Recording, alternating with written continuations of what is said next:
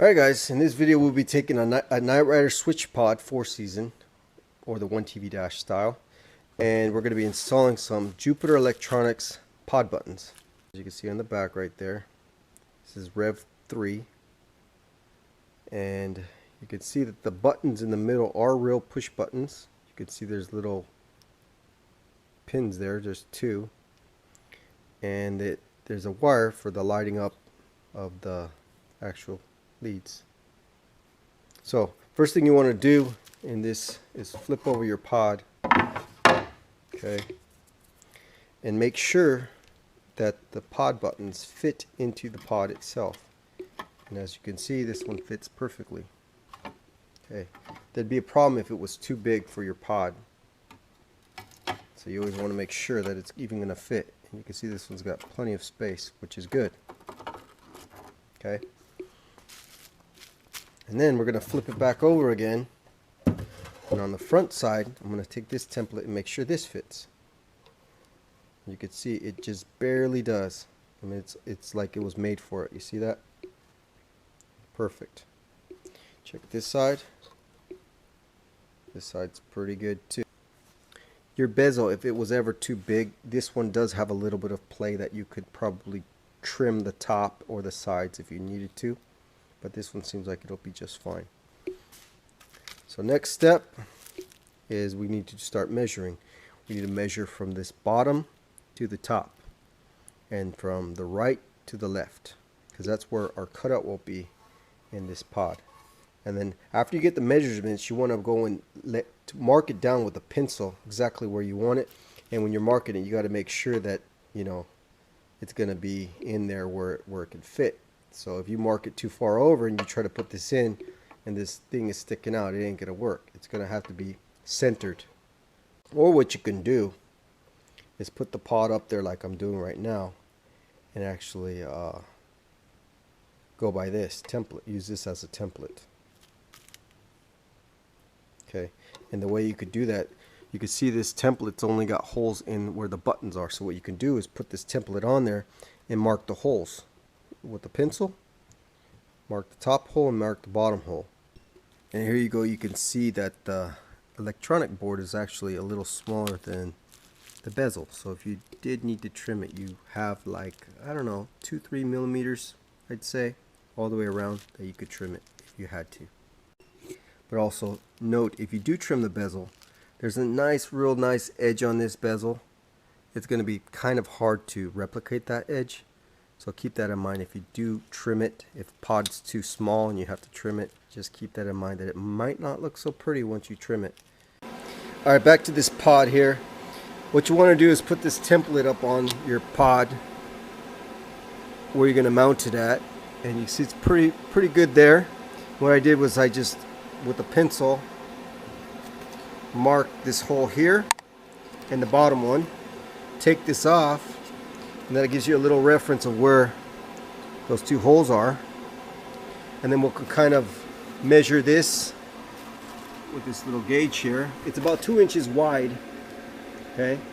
Now if you make it a little wider, you can, because this bezel goes a little bit, it goes about 1/4 inch on both sides. So you could go just a tiny bit wider, but I'll do mine a little more exact. Okay, so then I put the two marks there, which you can see right here and here. So that's where my cutout will be, and then you could just simply figure out by looking at your button. You just go about 2 millimeters above the button, which I marked here. Okay, might need to go a little bit more. And again, you have a little bit of, you got about 1/4 inch all the way around to play with, but you want to get it tight. But you know, if you get a little bit off, it's okay, not the end of the world. So I'll go ahead and measure this down here at the bottom, and then I'll go ahead and make a little square of where I'm going to cut. Alright, so for my button, I'm 1, 2, almost 3 millimeters from that bottom of the button. So if I put this in, put my mark in here, 3 millimeters down, that'll give me the right cut that I need. Alright, so got my markings marked up, the bottom one. I'm going to do the top one, and then I'll do the side ones on these sides right here with this little straight edge here, with a little square. Alright, so I got that all marked up. You can see my square where I need to cut. Put this back on top, and you can see I'm still, I don't know if you can see on camera, but I'm still inside that line just by like a millimeter or two. So I need to go from this line to a little bit out here. That happens sometimes, you know, when you measure, it could be a little bit off. See, I'm a little hair off. I did it a little bit tight. That's why I said in the beginning of the video right here, that's why I said earlier that you could do it a little bit bigger than what you need to, just to be on the safe side, because you really want that to fit in there quite nice. You don't want it to be too tight. I'm using a Dremel with a spade bit.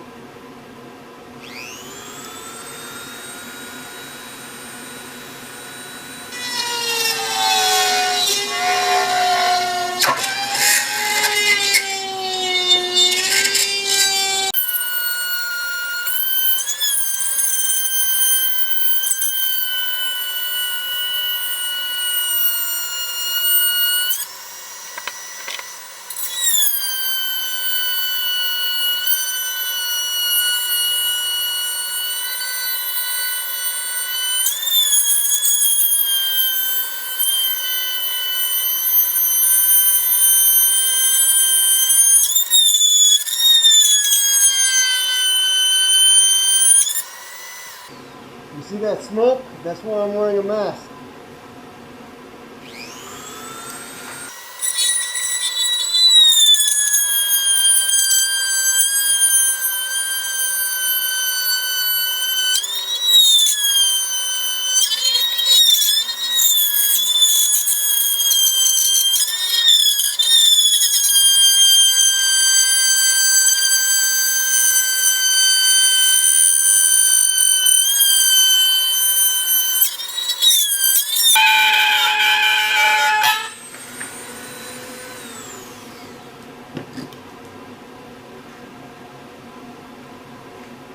And that's how it's done.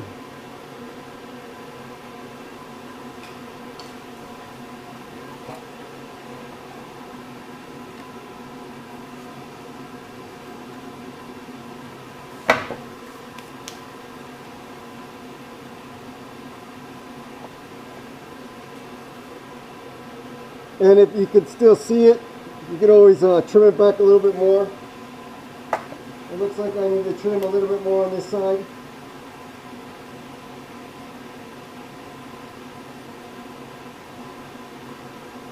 And if you need to trim this edge a little bit more back, a file's really good at it.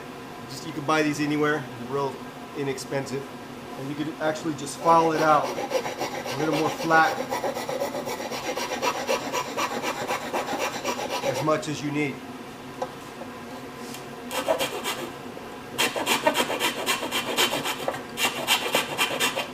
Okay, you can use that, or you can use a sanding block with 80 grit.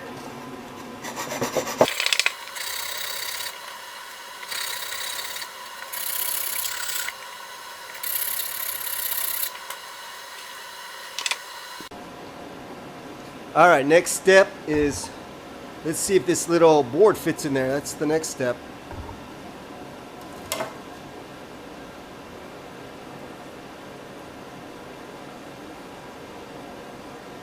All right, so as you can see, the bottom's fitting, but the top is still hitting, so I gotta trim off a little bit more up at the top.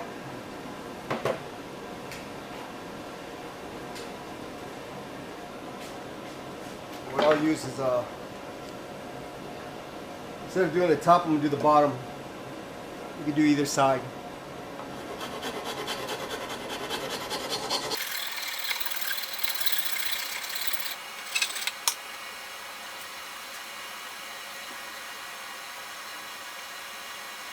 Still a little bit off.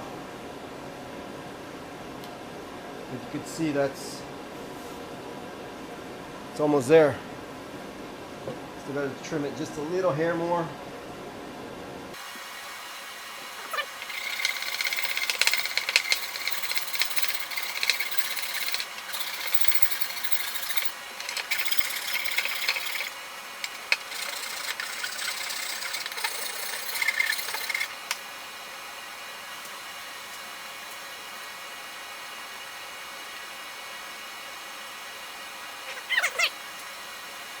And I don't know why. I always like to make mine tight. It's a perfection thing that I have going. I always do things really snug. You know what? You don't have to. You could just make a bigger hole. Just don't make it bigger than the bezel.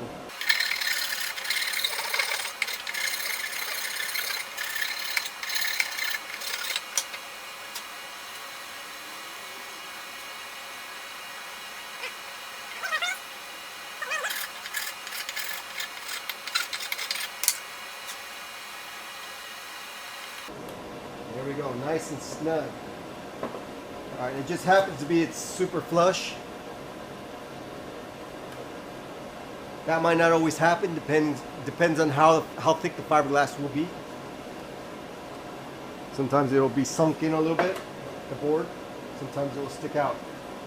If it's thinner, it will stick out. If it's really thick, thicker than it should be, it'll be countersunk in. There you go. Check that out. Looks real nice. And let's check the back side.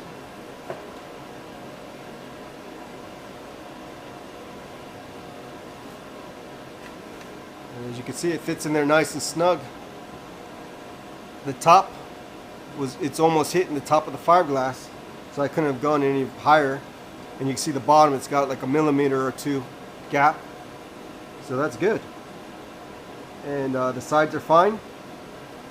Next, you're going to get a drill bit and drill right through that hole. That is if you want to mount your bezel with screws. If not, you can always double-sided tape, put double-sided tape around, or that 3M tape, or you can epoxy them in. It just depends on preference.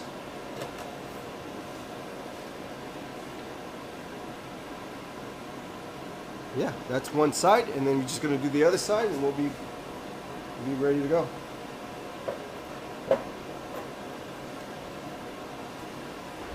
All right, got this next one marked, measured out just like the other one. I took this and lined it up where I needed it.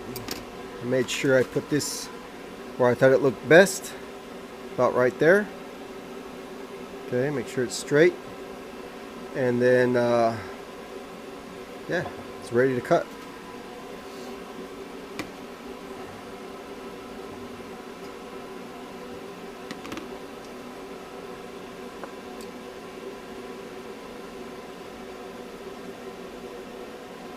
It looks like we're good.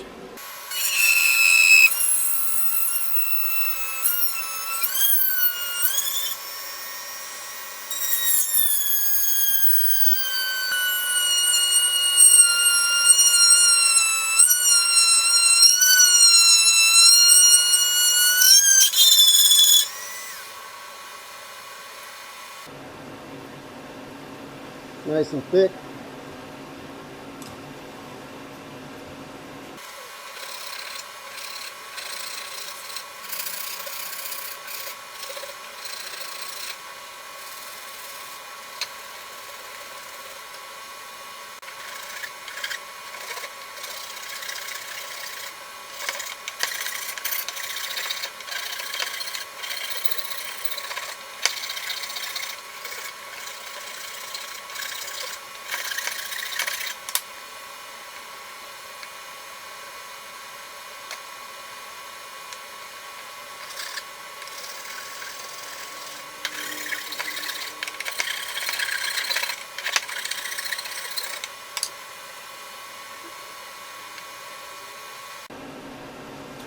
All right, so sometimes you have a problem where you can't get it in all the way, and it's because on the inside it doesn't fit correctly. Sometimes this bottom will be hitting the bottom of your pod, or the top will be hitting the top. So sometimes you have to grind up a little bit on the inside. This one's hitting just a tad bit, so sometimes you have to get a sanding block and just go ahead and sand out a little bit on the inside where it might be hitting the glass. This one's a little bit thick, so I have plenty of room to get in there and sand a little bit out if I need to. And there we go. It's nice and flush there. Pretty nice. Okay. I'm guessing these little jumpers on the back There's several of them. Control if these are on or off, but I don't have the instructions, so I don't know. But that's what I'm assuming, because these do pop out. You can take them out. And it looks like you have the choice of putting them where you want to. So I'll put a note on that. And this is Jupiter Electronics again. So yeah, this will go in there. Okay. Check the bezel. There it is. Okay.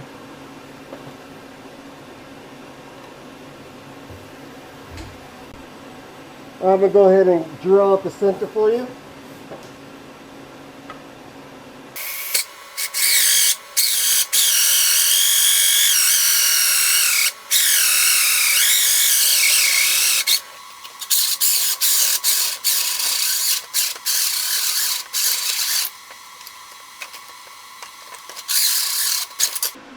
Alright, there we go.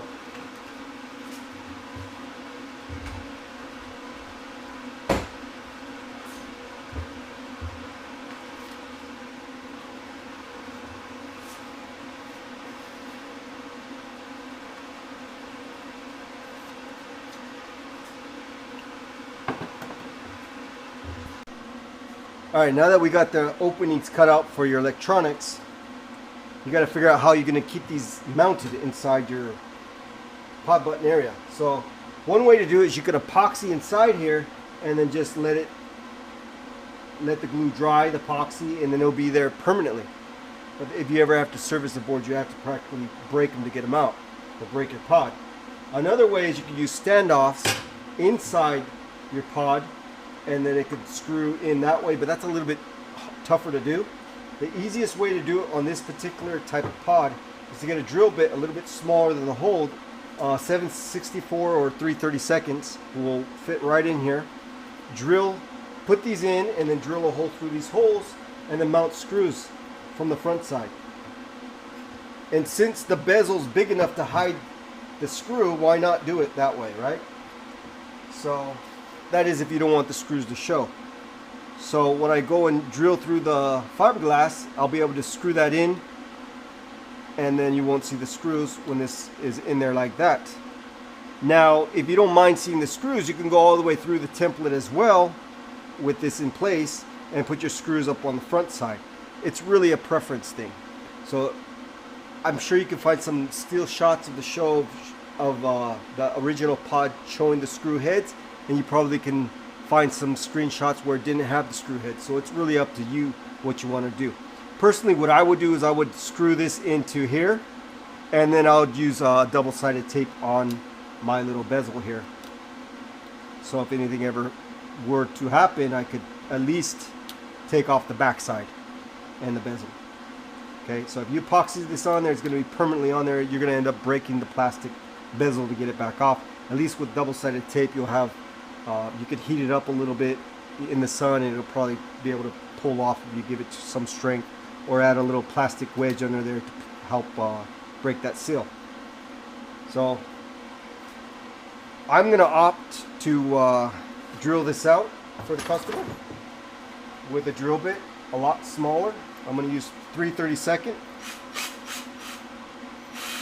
because I can't find my 764, which is one size bigger. And then I'm just going to drill through here while this is in place. Okay, so I got it where it needs to be.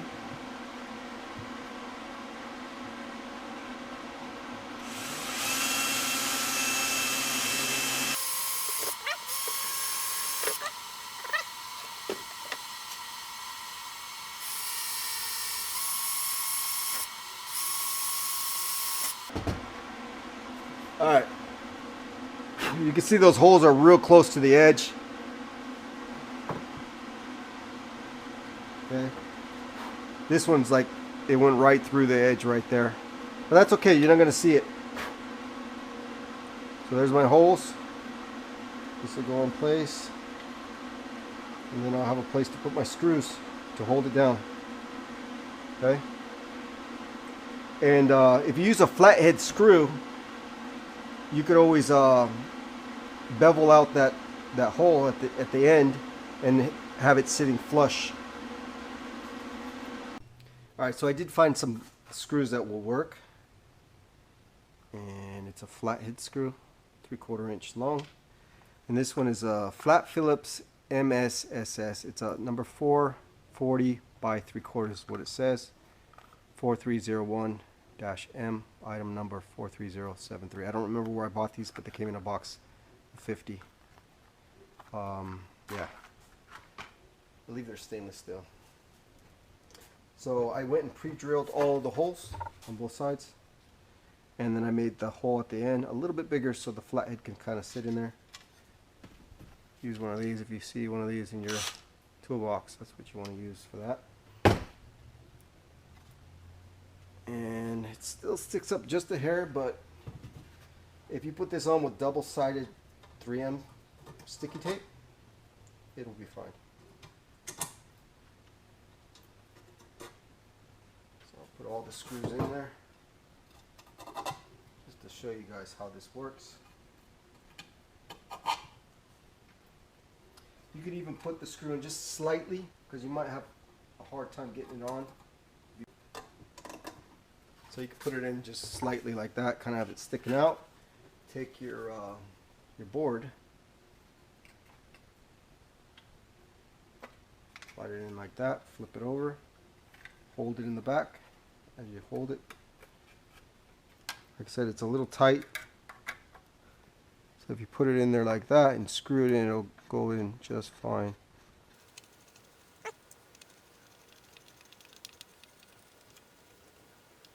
And do that to each one.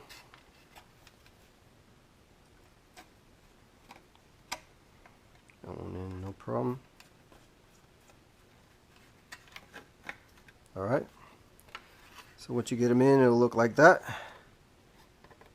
Okay, and then you can see the bezel.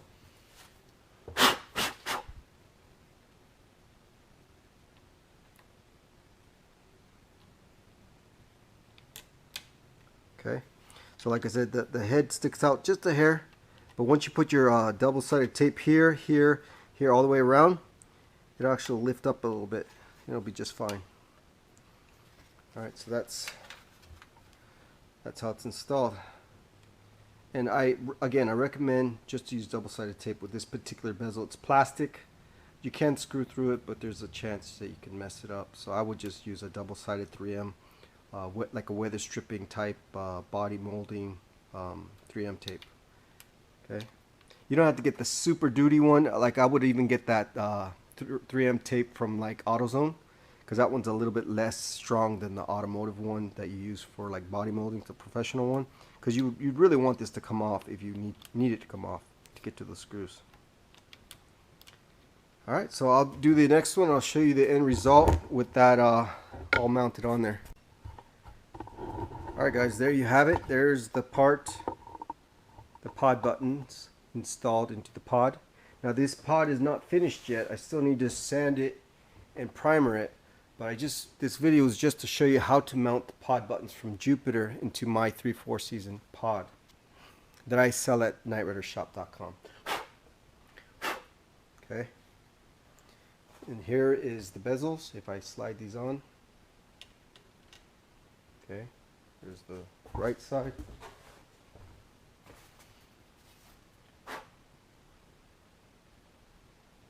There's the left side.